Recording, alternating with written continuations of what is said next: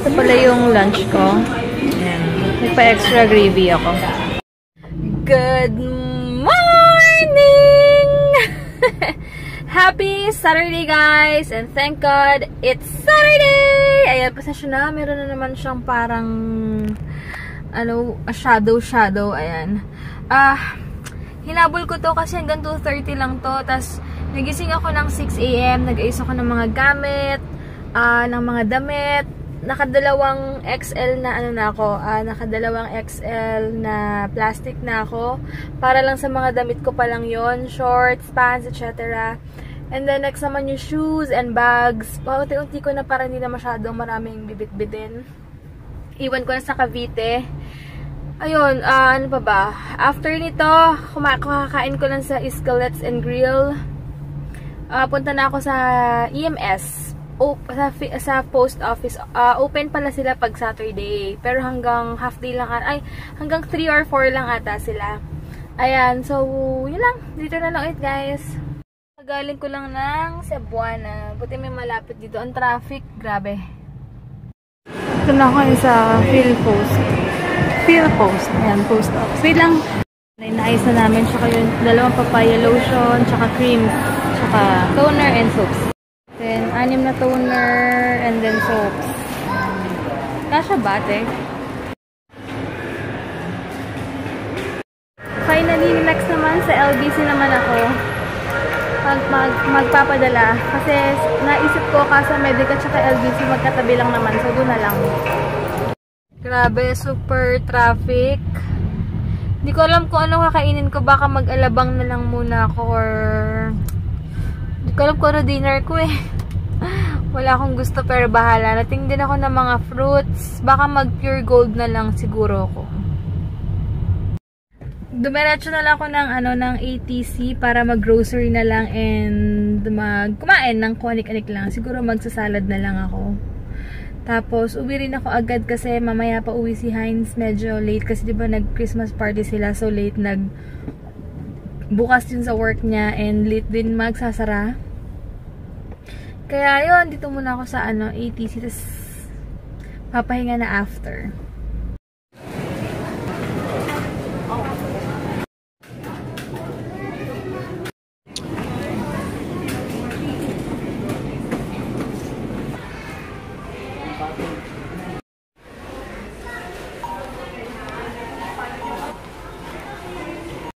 Super daming tao. Uwi na ako. Grabe. Check ko kung dito yung gusto ni Heinz. Baka gusto niya ng bread. Yan guys. Everything is normal naman. So, yun. Thank God. And compatible naman yung laki niya at yung bigat niya sa age niya ngayon na 20 weeks. Age talaga. 20 weeks and 6 days. Mga ganyan. Compatible. So, thank God. Hindi ko alam kung kailan yung next ultrasound ko. I think siguro mga 30 weeks pa or something. Basta mga ganun. Hindi ko napapakita yung ito dahil malalaman nyo na pag pinakita ko kung ano siya, boy or girl ba. Ayun. So, yun lang. Hey guys, ito yung dinner namin ni baby. Bread pan, lettuce, Caesar dressing, and melon. Kain! Nakakainis to. Gusto ko na mabwisit kanina. Sabi niya, Jel, wala ng spaghetti. Cheese na lang ko. Anong cheese? Mas ihaw. Sabi ko, bigyan pa. Sura pa niya. Nakakaasar ka. Jel, muntik na ako mahaibag. Muntik ko na sabing, ayoko niyan. Hi ka muna. Hey, what's up everyone? Hope everyone's doing good. I'm hungry. Sinundo ko na lang siya dito. Ang sarap po ito ng KitKat Rubies. Bigay doon ni Jobel. Meron pa akong locker doon. So, thank you. Sarap nito. Ito pala yung bago. Nakita ko na ito sa commercial eh. Tatlo yan eh. Dalawa kanain ko. Oo, tsaka nakita. Alam ko naman kung gano'n ka-addict sa KitKat eh. Tapos ganyan pa yung lasa. Muntik pa akong ma-disappoint. Kala ko cheese. Ano to? Cheese talaga to. Napaka-addict. So, judgmental ako. Kain muna kami guys ah. Nagbigay pala kay Heinz ng locker from Jobel. Ayan. Yay! Ayan, thank you, sis Zia, Ninang Zia. Thank you so much. Ay, may letter pa siya sa akin. Pinaabot niya kay Heinz kanina. Thank you. Super. Ay, sakto. Paubos na yung mascara ko. Wala na akong mascara. Tapos expired na iba. Thank you so much. Ang cute nito. Gusto ko yung color niya. Ang ganda. Thank you. Thanks. Guys. Bye na kami. Ayan. Busog na busog ako. Sobrang busog. Kasi nagdalawang Yakult na rin ako. Tapos, si Heinz, saan lang Yakult ka? What? 3, no? Yeah. Kaplansya na siya. Tapos, patulog na rin kami. Nantok na rin ako. Kasi kanina... Ha? Aircon. Lumaya-maya sa gitna. Nalamig pa ako eh. Turn on the aircon. Paalam ka na muna dito. Ah! Bye guys! Kailangan na mag-plancha muna ng mga shooting ko for tomorrow. Na. Yeah. Kagigil. Ano ba? Ang tawag ito? Ang weird kasi nagising ko kanina. Nagising ako 6 o'clock. Siguro kasi naisip ko ang dami kong gagawin. Kaya parang hindi na ako masyadong nakatulog. Tapos, pagkagising ko, kumain ako. Hindi ko na ito nakwento, no? Yun. Nagising ako ng 6 o'clock. Tapos, kumain ng konti. Natulog ulit. 3 hours din yung tulog ko, 12:30 na ako nagising. Ayun, madalian, kain. Kaya hindi ako masyadong hindi ko agad na-open yung vlog kanina. Dahil nga, yun, kasi hanggang 2:30 lang yung skillets. Kaya, hinabol ko talaga. Nag-a-accept na lang sila ng mga 1:30 na lang. Hanggang till 1:30, nag-a-accept pa sila. Tapos pag 2:30, sarado. Ang open nila ulit, 5:30. Ayun. Kaya sabi ko, gusto ko pa naman. Kaya lang na-disappoint ako sa rice nila. Sobrang basa. Alam mo yung bagong saing? Yung bagong saing na rice, tas basang-basa. Yun pa naman pinakayo ko. Pero no choice. Kasi magreklamo ako, gutom na ako. And yung baby namin talagang sumisipa na siya, gutom na rin siya. Naawa naman ako. Kaya yun. Anyway, next month na pala yung blood test ko. Sabi ko nga kay Heinz, wait lang nangangalay ako eh. Yan, sabi ko kay Heinz, natatakot ako magpa-blood test. Kasi diba, ako sanay kasi ako dati, yung nagka-dengue ako ng elementary ako. Yung kinukuhanan ako ng dugo dito, sa mga ganyan lang.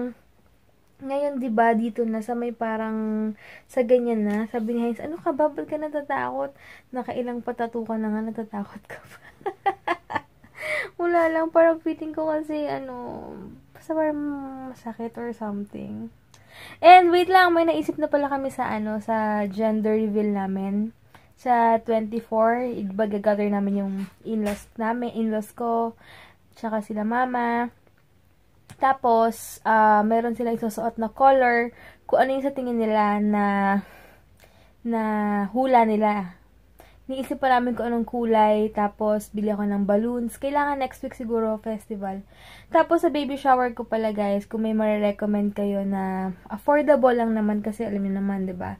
Sponsor nga lang halos lahat yung baby shower, yung food lang and yung venue lang siguro yung babayaran namin. Or pag sinuwerte, venue rin kasama, pero pag may meetingan pa daw nila, kailangan ko na lang ng mag-aayos ng mga games, mag-host ng part ng baby shower, gano'n lang. Kung may kilala kayo na medyo affordable na magaling naman, alam niyo yun, pang lang, yung kaya lang sa budget alam niyo yun. So, sabihan niyo lang ako, mag-comment lang kayo or i-PM niyo lang ako sa Facebook. Dahil ang bilis-bilis ng araw, sa Feb, siguro 3rd or 4th week namin gagawin. Pero maghahanap muna kami ng venue. Kasi sasabihin pa namin kung magkano yung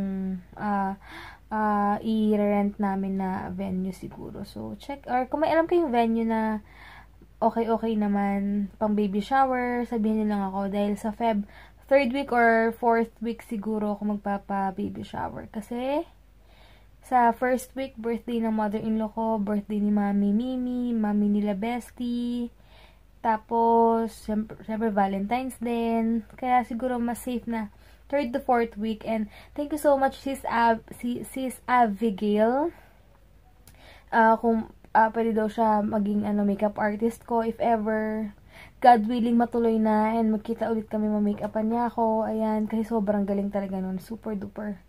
As in, ang galing magkilay. Parang, talaga, the power of makeup talaga yung peg ng makeup. As in, professional talaga. Hindi feeling professional talaga. Talagang professional. As in, marami experiences. Talagang sulit naman. Ayun, so, yun lang. So, we'll see kung ano yung plan ni God for us. Basta go lang kami, go with the flow lang kami kung ano yung ibibigay ni God, yun lang talaga. So, yun, good night guys. Thank you so much for watching. Thank you sa mga lagi nagko-comment. Soon, isa-shoutout ko kayo. Siguro by Thursday. So, pagdating ni Vlogger Boy. Bye!